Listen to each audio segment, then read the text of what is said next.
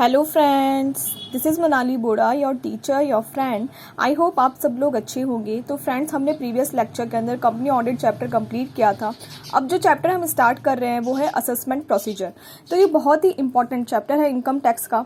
आप चाहे बीकॉम कर रहे हो, एमकॉम कर रहे हो, सीए, सीएस, सीए में कुछ भी कर रहे हो, सबके लिए ये चैप्टर है वो इक्वली इंपॉर्टेंट है। ठीक है, तो आप इस वीडियो को सबके साथ में शेयर करना, क्योंकि मैं इसका कॉन्सेप्ट एकदम अच्छे से क्लियर करने वाली हूँ आपको। और अगर आप मेरे साथ साथ इसको करोगे तो डेफिनेटली आपको इसमें कुछ भी डाउट नहीं रह जाएगा। लोग फालतू में इस चैप्टर को बहुत हार्ड समझते हैं, लेकिन इतना हार्ड ये नहीं है। जब हमारे सारे जो वीडियोस है वो कंप्लीट हो जाएंगे, फिर आपको एकदम अच्छे से आ जाएगा। तो हम स्टार्ट करते हैं फर्स्ट सेक्शन के साथ, सेक्शन 139 सब सेक्शन 1। फ्रेंड्स, ये चैप्टर आपके सिलेबस में तो है ही, लेकिन नॉर्मली भी हमें इन चीज़ों के बारे में पता होना चाहिए कि किसको रिटर्न फाइल करना होता है, किसको नहीं करना होता है, और कौन सी ड्यू डेट्स है रिटर्न्स की, और भी जो भी असेसमेंट से रिगार्डिंग प्रोविजन है वो सबको जनरली पता होनी ही चाहिए। ठीक है, तो सबसे पहले आता है फाइलिंग ऑफ रिटर्न। ठीक है, तो फाइलिंग ऑफ रिटर्न किसको मैंडेटरी है? तो अगर हम पार्टनरशिप फर्म और कंपनी की बात करें तो मैंडेटरी इन एनी केस। ठीक है, कुछ भी हो जाए, चाहे लॉस है, चाहे प्रॉफिट है, चाहे पार्टनरशिप और कंपनी बने हुए फाइनेंशियल ईयर में सिर्फ एक दिन भी हुआ है, तो उस केस के अंदर भी इनको तो रिटर्न फाइल करना ही पड़ेगा। इनमें तो कुछ डाउट आपको होना ही नहीं चाहिए। सेकंड बोलता है अदर एसएससी के केस के अंदर अगर ग्रॉस टोटल इनकम 54 सेक्शन के एग्जम्पशन क्लेम करने से पहले बेसिक एग्जम्पशन लिमिट से ज्यादा है, एक्सीड करती है, तो उस केस में रिटर्न फाइल करना मैंडेटरी है। अब यहाँ पर जो हमने देखा था बेसिक एग्जम्पशन लिमिट है वो आपकी जो स्लैब रेट्स हैं उसमें दी हुई है कि कितनी होती है। तो वहां पर अगर बेसिक एग्जम्पशन से ज्यादा उसकी ग्रॉस टोटल इनकम है before claiming exemption under section 54, तो उस असेसी को यहाँ पर रिटर्न फाइल करना पड़ेगा। नेक्स्ट ये क्या बोलता है, अगर कोई पर्सन इंडिविजुअल है एंड वो रेजिडेंट भी है और ऑर्डिनरी रेजिडेंट है। ठीक है, अगर कोई इंडिविजुअल ऑर्डिनरी रेजिडेंट है तो उस केस के अंदर अगर वो किसी फॉरेन के बाहर किसी असेट का बेनिफिशियल ओनर है including financial interest in any entity, मतलब कि या तो उसकी फॉरेन के बाहर कोई असेट है, मान लो कोई लैंड हो गई, फॉरेन के बाहर नहीं, सॉरी, इंडिया के बाहर फॉरेन में कोई असेट है जैसे लैंड हो गई, या फिर किसी भी एंटिटी में उसका फाइनेंशियल इंटरेस्ट है, मतलब मान लो कोई फॉरेन कंपनी के अंदर उसका कोई शेयर है या सिक्योरिटी हेल्ड कर रखी है, तो उस केस के अंदर वहां पर उस असेसी को यहाँ पे रिटर्न फाइल करना पड़ेगा।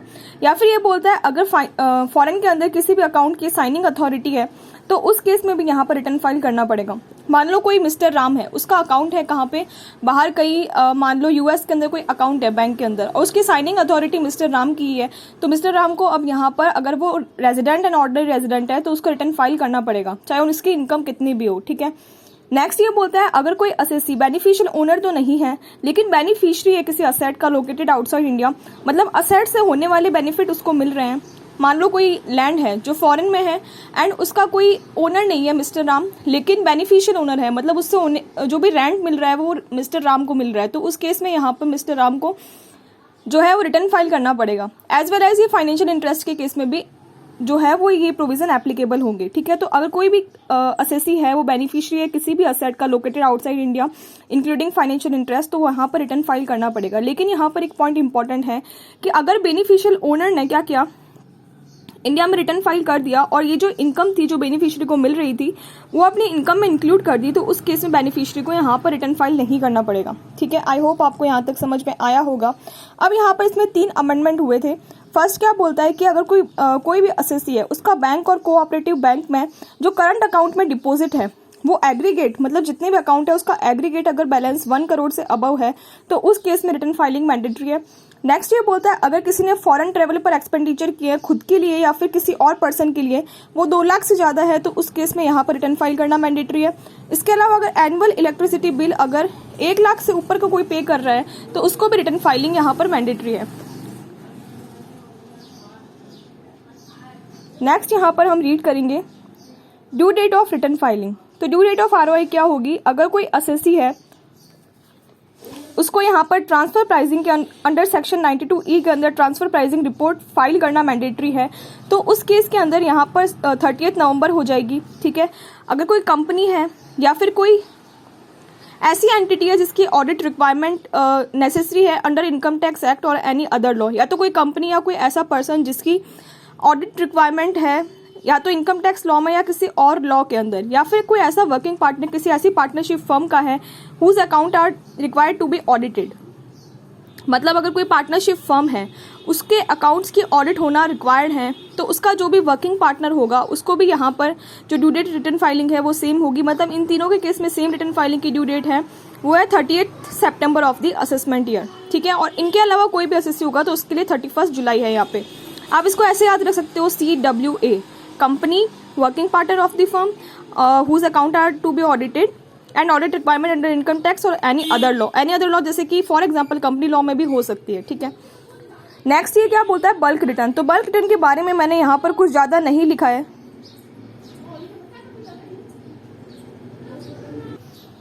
बेसिकली बल्क रिटर्न का मतलब क्या होता है फ्रेंड्स, कि ऐसा हो सकता है कि किसी भी कोई भी कंपनी है या फिर कुछ भी, मान लो एम्प्लॉयर एम्प्लॉय का रिलेशनशिप है, तो सब एम्प्लॉय मिलके क्या करते हैं, एम्प्लॉयर को रिटर्न फाइल कर देते हैं, और जो एम्प्लॉयर है वो सब एम्प्लॉयज़ का एक साथ में किसी पेन ड्राइव या CD में डाल करके और रिटर्न है वो ड्यू डेट से पहले फाइल कर देता है, तो उसको हम बोलते हैं बल्क रिटर्न, ठीक है। नेक्स्ट सेक्शन ये बोलती है सेक्शन 139(1)(c) की सेंट्रल गवर्नमेंट के पास में पावर है कि किसी क्लास ऑफ पर्सन को रिटर्न फाइलिंग से वो एग्जम्प्ट कर सकती है, ठीक है। और एक को एग्जम्प्ट किया भी है इन्होंने।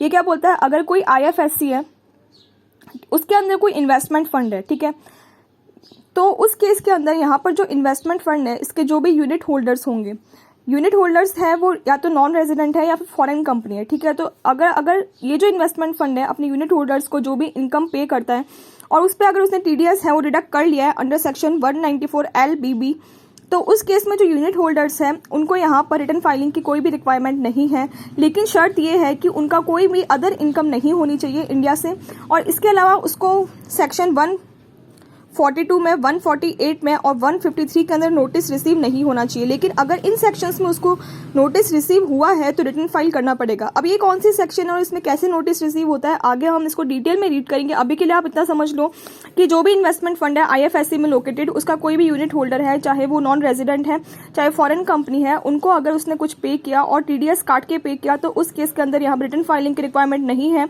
लेकिन इनकी कोई और इनकम इंडिया से नहीं होनी चाहिए, प्लस इनको कोई नोटिस ना मिला हो, ठीक है। नेक्स्ट आता है लॉस रिटर्न, सेक्शन 139(3) है लॉस रिटर्न का केस। तो ये क्या बोलता है, बेसिकली अगर कोई असेसी है उसको अगर लॉस है तो उस केस में रिटर्न फाइल करना पड़ेगा। तो ऐसा क्यों जरूरी है, क्योंकि सेक्शन 80 यहाँ पर एप्लीकेबल होती है, क्योंकि सेक्शन 80 ये बोलती है अगर कोई PGBP कैपिटल गेन या फिर owning and maintaining race horses का लॉस है तो उसको कैरी फॉरवर्ड करने के लिए जो टाइमली रिटर्न फाइल होना रिक्वायर्ड है, ठीक है। तो रिटर्न है वो has to be filed, otherwise carry forward not allowed, ठीक है। तो टाइमली रिटर्न फाइल होना जरूरी है, ठीक है। ये क्या बोलता है, for carry forward of losses from the house property and unabsorbed depreciation. तो यहाँ पर हाउस प्रॉपर्टी कवर नहीं हुआ, प्लस अनएब्जॉर्ब डेप्रिसिएशन भी कवर नहीं हुआ है, तो उनके केस के अंदर रिटर्न फाइलिंग मैंडेटरी नहीं है ड्यू डेट से पहले, ठीक है। अब यहाँ पर 35 AD का एक पॉइंट अलग से लिखा हुआ था कि मतलब 35 AD के लॉस भी आपको फॉरवर्ड करने हैं तो उसके लिए रिटर्न फाइलिंग टाइमली जरूरी है, लेकिन मैंने उसको अलग से नहीं दिखाया क्योंकि PGBP के अंदर वो भी कवर हो गया, ठीक है।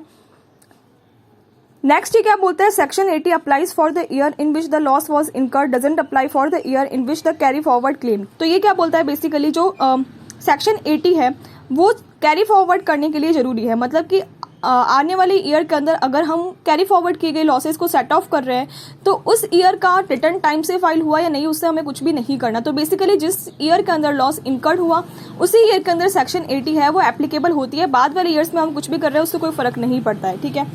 इसके अलावा नेक्स्ट एक सेक्शन क्या बोलती है कि मान लो कोई जेन्युइन रीजन हो गया उसकी वजह से हम टाइमली रिटर्न फाइल नहीं कर पाए, ठीक है। तो टाइमली रिटर्न फाइल नहीं कर पाए तो उस केस के अंदर अगर जेन्युइन रीजन है तो हम अथॉरिटी को एप्लीकेशन कर सकते हैं।